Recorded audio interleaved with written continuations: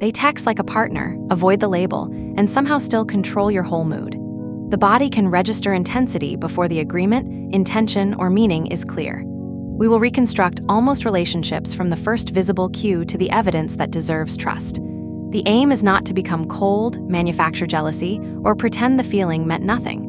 It is to keep desire, dignity, consent, and judgment in the same room while the evidence catches up. Start with a strict limit. Examine the specific behavior around almost relationships. Do not diagnose either person from a label. What happened more than once? What expectation had actually been discussed? What did each person do after tension appeared? One painful moment cannot rate your worth or reveal their hidden motives. Rewind to that first hour. Notice when the loop became visible. The cue may be closeness increasing faster than shared expectations, labels, or dependable plans. Name the action before naming the emotion. Notice any change distance. Catch the unfinished sentence or rush to explain. Notice the urge to cross a limit before asking. This movement happens before the full story hardens. Catch it early and you gain a choice before the familiar reaction feels inevitable. Uncertainty can leave important questions unresolved. A charged moment may feel clarifying without settling the agreement. Compare that emotional spike with the whole week around it. Attraction can be genuine while the surrounding pattern remains incompatible with the relationship you want. Make 2 short columns. In the first, write only observable facts. What was said, which plan changed, what question went unanswered, or whether an apology named a specific action. In the second, write the prediction your mind added about intention, worth, or the future. Predictions may feel reasonable. They are not evidence. Ask what new behavior would genuinely change your conclusion. If no possible outcome could change it, you are defending a story rather than testing one. You may feel tempted to treat potential as commitment and invest more in the hope than the current relationship. Notice that impulse without treating it as proof. Never turn a pause into a dating tactic. Step away briefly, finish one ordinary task, and return when you can state what you want clearly. The pause is for reflection, not control. If emotions are running high, pause before an important message, accusation, or promise.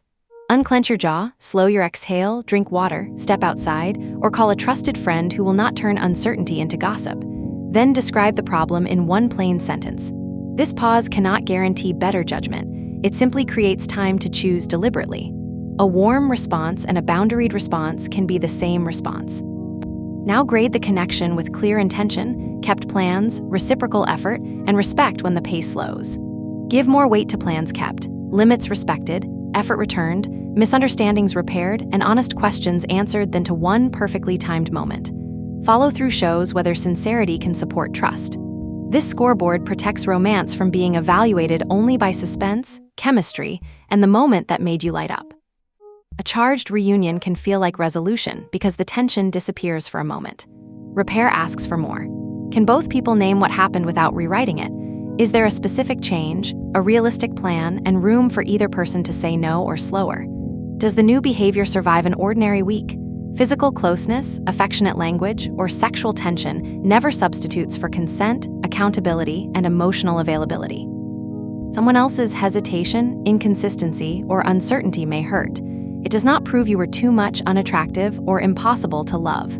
Their behavior gives information about what they can offer in this connection. It does not issue a universal rating of you. Do not ask how to become irresistible enough to control the answer. Does this pattern offer clarity and reciprocity? Does it feel emotionally safe? Protect your sleep, focus, friendships, and self-respect. Move the camera away from the hottest scene and inspect the ordinary moments. Who initiates a plan? Who remembers a stated limit? What happens on a tired evening? What follows a misunderstanding? Notice how they behave away from a date. Compatibility often looks less cinematic than attraction. It appears in scheduling, honesty, consideration, and the ability to repair small ruptures. Does intensity appear only during crisis or reunion? That contrast offers useful information. Ask a question that leaves room for both people instead of presenting a psychological theory.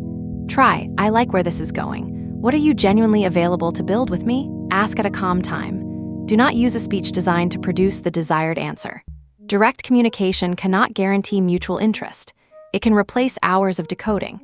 Both people gain shared information. A no, a vague answer, or a different intention may sting while still protecting you from an imaginary agreement.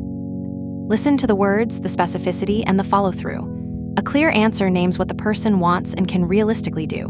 Specificity turns intention into a plan. Later behavior shows whether it survives outside the conversation. People can be nervous, busy, or uncertain, so do not demand perfection. But repeated vagueness that keeps access open while responsibility stays absent is also an answer. Grade the pattern, not tone alone. A usable boundary sounds like this. I will not give relationship-level access to a connection that repeatedly avoids relationship-level clarity. It is not a threat, punishment, or trick for making someone chase. It states what access you will offer and what action you will take if the pattern continues. Keep it realistic on a lonely night. If it depends on the other person agreeing with your interpretation, it is still a negotiation. A boundary under your control protects time, attention, emotional energy, and physical autonomy. Use a personal observation window. This is not a validated test. Schedule one calm check-in, meet outside an intimate moment, compare current feelings with prior agreements. Keep work, sleep, movement, and friendships visible. Notice your urges without diagnosing them. Record direct behavior without diagnosing anyone. Review after one suitable timeframe. 1 week may fit some people. Another timeframe may fit better. Do not act unavailable, provoke jealousy, or use silence to control the outcome. Treat a renewed rush of chemistry as new information, not automatic compatibility or repair. Ask what is actually different, what each person wants now, and whether the moment respects the boundary already stated. You can remain curious without accelerating every level of access at once. Intensity without clarity is a feeling, not a new agreement. Clear words plus sustained action deserve a slower test so reality remains visible. One false move means you treat potential as commitment and invest more in the hope than the current relationship.